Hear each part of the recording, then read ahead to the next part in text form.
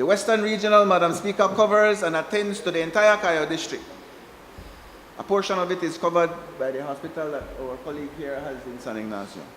It also covers a large portion of the southern districts, Madam Speaker. So if you calculate that per population, you're looking at the Western Regional covering approximately 75,000 people.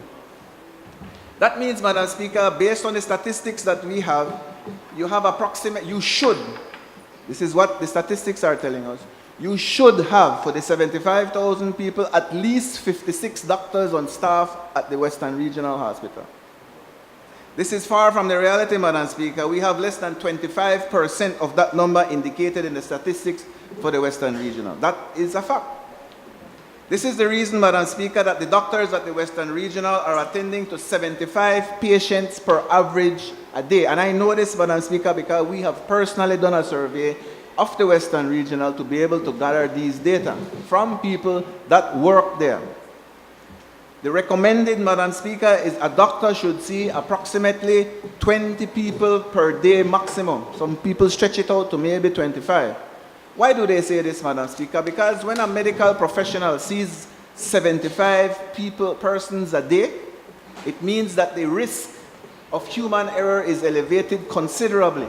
It means that they don't have enough time to be able to give proper consultation, and therefore there can be serious problems and errors that can be caused by this lack of time and attention and dedication.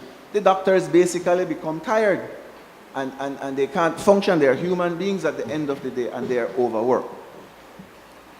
And this is unfair to the medical practitioners, Madam Speaker, who are hardworking and intelligent people that are trying to do their best. In addition, Madam Speaker, the Western Regional medications are limited, and thus the impoverished residents of my communities have no means of acquiring the medications that they need to stay healthy and basically to stay alive. I was listening to the honorable member from Lake Eye, and it is true, Madam Speaker. People just don't have the finances to be able to access the hospital. At least in Belize City, they can go to a hospital. Imagine the problems we have, that if you go to the hospital, but they can't even attend to you. Of the 200 people that go to the hospital, a large proportion of them are sent away because they basically cannot deal with them.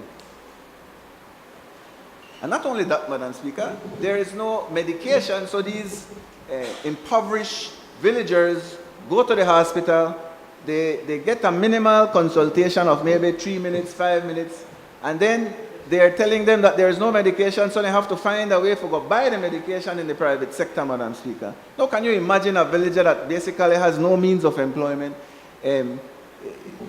They're in dire straits, and then we are wondering in this country why the high level of crime all of a sudden comes about. We are wondering in this country why we are impoverished. We are wondering in this country why we are not driving the economy. We are wondering all of these things, and yet we are not dealing with the basic problems that's happening to us, Madam Speaker.